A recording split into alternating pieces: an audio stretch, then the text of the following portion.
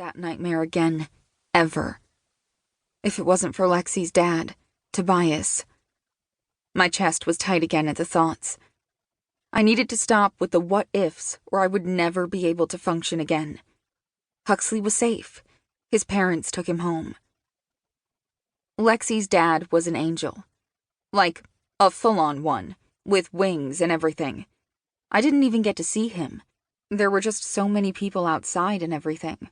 And well, most of them were naked, so I wasn't trying to look for him because there were way too many dicks out to be searching for someone in that crowd.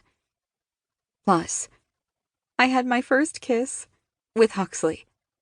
Butterflies danced in my belly at the thought as I touched my lips at the memory. It was so amazing. His lips were so soft, and his hair was just perfect, the way it flopped over his eyes.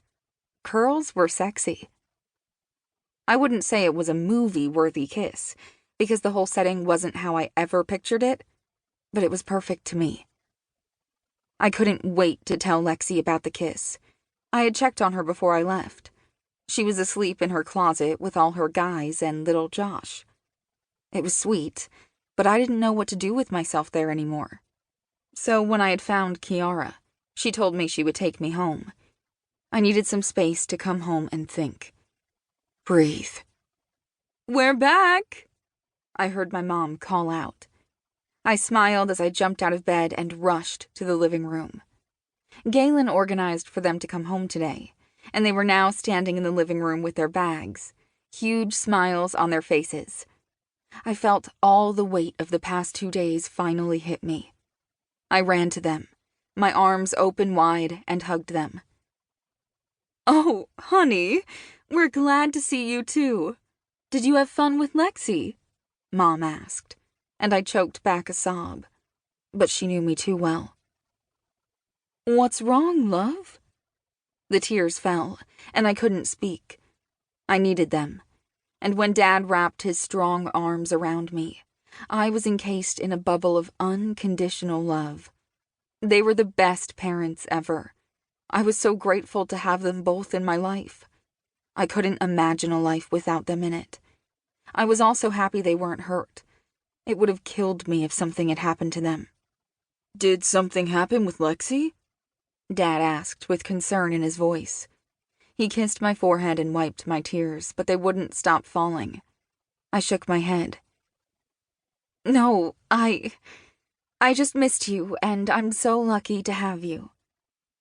I heard my mom make a sweet, happy sound as she hugged me tighter. "We missed you too, and are so lucky to have such a thoughtful daughter. I cannot believe you won that trip away. It was amazing. We both needed it, so thank you, Ada." I felt bad I was lying to them, but they really did need some time away from everything. They both worked so hard for everything, and would move heaven and earth for me and Destiny. I wish I could have sent them on a better trip. Well, you know, like a real one. I always wanted to go to Disneyland with them. We went when I was little, but I never forgot the feeling of being there. I was shorter then, too. I couldn't ride a lot of things. But now I was taller. Not by much, but I would be able to go on everything. Maybe I would ask Galen if he has a place down there. I could bring my parents, Lexi and Destiny, too. "I know we just got home, but how about we go out for dinner?" Dad suggested. I shook my head. I really didn't want to go out. I was needing space from other people. I think for the first time, I over-peopled.